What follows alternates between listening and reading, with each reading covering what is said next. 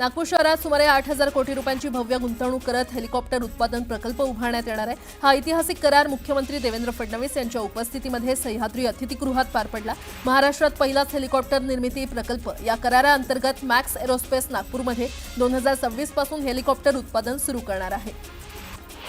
झोपडपट्टी पुनर्वसन प्राधिकरणाकडून गेल्या काही वर्षांपासून झोपडीधारकांचं बायोमेट्रिक सर्वेक्षण सुरू आहे। हे सर्वेक्षण डिसेंबर अखेरपर्यंत पूर्ण करण्याचे आदेश मुख्यमंत्री देवेंद्र फडणवीस यांनी झोपडपट्टी पुनर्विकास प्राधिकरणाला दिलेत। 2027 मध्ये होणाऱ्या जातनिहाय जनगणनेमध्ये लोकसंख्येच्या आधारे वर्गीकरण करण्यासाठी आवश्यक बदल केले जाणार असल्याचं मुख्यमंत्री देवेंद्र फडणवीस यांनी जाहीर करत अनुसूचित जातीच्या आरक्षणात उपवर्गीकरणाला एक प्रकारे सहमती दर्शवलेली आहे।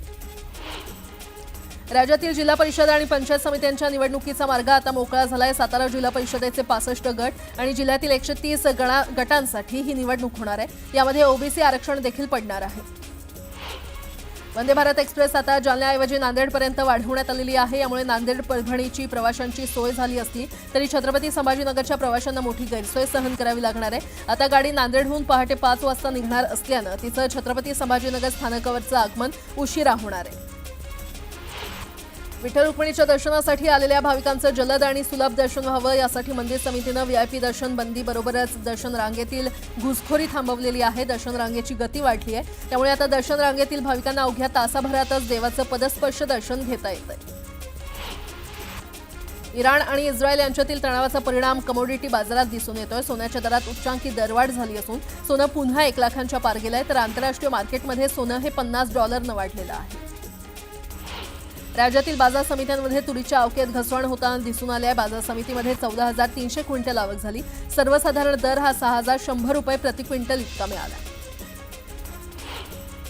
राज्यातील बाजार समितीमध्ये कांद्याची 1,54,000 क्विंटलची आवक झाली। यात नाशिक जिल्ह्यामध्ये उन्हाळ कांद्याची सर्वाधिक 1 लाख क्विंटलची आवक झाली। उन्हाळ कांद्याला लासलगाव बाजारामध्ये सरासरी 1,600 रुपये तर सोलापूर बाजारात लाल कांद्याला 1,100 रुपयांचा दर मिळाला।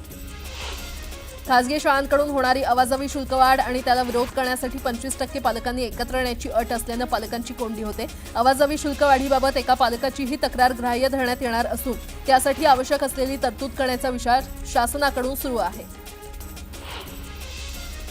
जिल्हा परिषद शाळा आजच्या स्पर्धेच्या काळात मागे पडतंय। मुलांना चांगलं शिक्षण मिळावं यासाठी खासगी शाळांमध्ये प्रवेश घेतात। परिणामी जिल्हा परिषद शाळांमध्ये विद्यार्थी मिळत नसल्याचं चित्र असल्यानं पटसंख्या घटली आहे। त्यातच 35 शिक्षकांवर सीईओंनी निलंबनाची कठोर कारवाई केली आहे।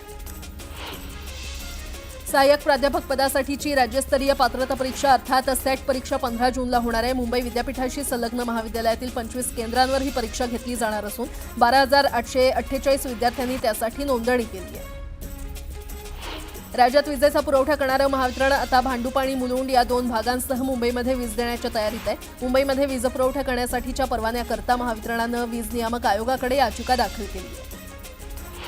राज्यात दिवसेंदिवस कोरोना रुग्णांच्या संख्येमध्ये वाढ होत असून शुक्रवारी 102 नवे रुग्ण सापडलेले आहेत। त्यामुळे रुग्णांची संख्या 1,914 वर पोहोचली आहे, तर मुंबईतील रुग्णांची संख्या 805 इतकी झाली आहे। शुक्रवारी राज्यामध्ये कोरोनामुळे 4 मृत्यू झाला आहे। परिवहन मंत्री तथा एसटी महामंडळाचे अध्यक्ष प्रताप सरनाईक यांनी अचानक एसटीच्या अधिकृत हॉटेल थांब्याला भेट दिली। तिथे असलेल्या प्रवाशांच्या सोयी सुविधांबाबत त्यांनी तीव्र नाराजी व्यक्त केली आहे। त्यामुळे एसटी महामंडळानं त्वरित एक परिपत्रक काढून संपूर्ण राज्यातील हॉटेल मोटेल थांब्याबाबत नवीन आचारसंहिता जारी केली आहे। ठाण्यातील शीळ गावात नाबांधकाम क्षेत्रावर 17 बेकायदा इमारती उभारण्यात आल्याप्रकरणी उच्च न्यायालयानं ठाणे महापालिकेच्या कारभारावर गंभीर प्रश्नचिन्ह उपस्थित केलंय। महापालिकेचा कारभार कायद्यानुसार होतोय का असा थेट सवाल करत न्यायालयानं गरज पडल्यास महापालिकेचे व्यवस्थापन वेगळ्या यंत्रणेद्वारे करावे लागेल असा इशारा देखील दिलाय। एअर इंडियाच्या विमानाला अपघात घडल्यानंतर या उद्योगावर आता संकटाचे ढग साठण्यास सुरुवात झालेली आहे। या अपघातामुळे काही काळ तरी लोकांचा विमान प्रवास करण्याचा दृष्टिकोन बदलेल आणि प्रवासी संख्या घटल्यानं त्याचा फटका या उद्योगाला बसेल असं मत या क्षेत्रातील तज्ज्ञांनी व्यक्त केलं। हवाई प्रवाशांच्या सुरक्षेबाबत डीजीसीएसह विविध संस्था कार्यरत असतात, मात्र या संस्थांमधील सरासरी 35% अधिक जागा या रिक्त आहेत। डीजीसीएमध्ये तर हा आकडा 48% आहे। त्यामुळे विद्यमान अधिकारी आणि कर्मचाऱ्यांवर कामाचा मोठा ताण आहे। मुंबई, ठाणे, पुणे महानगरपालिकांसाठी 4 सप्टेंबर तर 19 महानगरपालिका आणि 250 पेक्षा अधिक नगरपालिकांची अंतिम प्रभाग रचना 1 सप्टेंबरपर्यंत प्रसिद्ध करण्याचं वेळापत्रक राज्य शासनानं तयार केलेलं आहे। सर्व महानगरपालिका आयुक्त आणि जिल्हाधिकाऱ्यांना या वेळेमध्ये सर्व प्रक्रिया पूर्ण करण्यास सांगण्यात आलं आहे। महापालिकेचे प्रशासक तथा आयुक्तांना राज्य शासनाच्या नगर विकास विभागानं प्रभाग रचना तयार करण्याचं वेळापत्रक पाठवलं असून त्यानुसार प्रभाग रचनेच्या कामाला सुरुवात झाली आहे। पालिका हद्दीतील प्रभाग रचना 29 ऑगस्टपर्यंत करण्याचे आदेश देण्यात आले। राज्य मंत्रिमंडळाचा कारभार कागदविरहित करण्यासाठी ई कॅबिनेट प्रणाली सुरू करण्याच्या निर्णयाची अंमलबजावणी लांबणीवर पडली आहे। सर्व मंत्र्यांना ॲपल आयपॅड दिले जाणार होतं। 50 आयपॅड पुरवठ्याची निविदा भरणाऱ्या कंपनीनं आठवड्याभरात इतके आयपॅड पुरवता येणार नसल्याचं म्हटलेलं आहे। पुणे पालिकेमध्ये समाविष्ट झालेल्या 32 गावांमधील मिळकत कराच्या विषयावरून सुप्रिया सुळेंनी सरकारला धारेवर धरलं। या भागात कोणत्याही सुविधा दिल्या जात नसतानाही कर कसला गोळा करता असा सवाल खासदार सुप्रिया सुळे यांनी सरकारला विचारला। संपूर्ण राज्यात पावसाचा जोर वाढण्याचा अंदाज हवामान खात्यानं व्यक्त केलेला आहे। अनुसार काही भागात पावसानं हजेरी लावली आहे। दरम्यान मुंबईसह ठाणे भागात आज अतिमुसळधार पावसाचा इशारा हवामान खात्यानं वर्तवला आहे। महाराष्ट्रात पावसानं जोर धरला असून रायगड आणि रत्नागिरी जिल्ह्यामध्ये मुसळधार पावसाची शक्यता वर्तवत रेड अलर्ट जारी करण्यात आलेला आहे। तर पुणे, मुंबई, ठाण्यासह सिंधुदुर्ग, सातारा आणि कोल्हापुरात पावसाचा ऑरेंज अलर्ट देण्यात आला आहे। इस्रायलने इराणवर शुक्रवारी मोठा हल्ला केला। इस्रायलच्या हल्ल्यामध्ये इराणच्या अणु ठिकाणांचेही मोठं नुकसान झालंय। इराण या हल्ल्याचा बदला घेऊ शकतो या भीतीनं इस्रायल सतर्क झालंय। त्यांनी जगभरातील आपले दूतावास बंद करण्याचा निर्णय घेतलाय। पहलगाम हल्ल्यानंतर पाकिस्तानला आंतरराष्ट्रीय संस्थांकडून मिळणाऱ्या आर्थिक मदतीला भारत सातत्यानं विरोध करतोय, पण आता पाकिस्तानला पुन्हा एकदा मोठी आर्थिक मदत मिळालेली आहे। वर्ल्ड बँकेकडून पाकिस्तानला $700 मिलियन खैरात दिली आहे। पुण्यातील हडपसर भागात रस्त्यावर पाणी साचलंय। पुण्यामध्ये झालेल्या मुसळधार पावसामुळे शहरातील बहुतांश रस्ते जलमय झालेत। डेक्कन परिसर गुडघावर पाणी साचलंय, तर सासवडमधील रस्त्यावर देखील पाणी आल्यामुळे वाहनधारकांना मोठी कसरत करावी लागली। पुरंदर तालुक्यातील दिवे घाटात ढगफुटी झाली। जोरदार पावसानंतर झालेल्या ढगफुटीचा व्हिडिओ सध्या व्हायरल होतोय। येवला शहरात मुसळधार पावसाचा हाहाकार पाहायला मिळाला। पावसामुळे सखल भागासह मुख्य बाजारपेठेतील अनेक दुकानात पाणी शिरलं, त्यामुळे व्यापाऱ्यांचं मोठं नुकसान झालंय।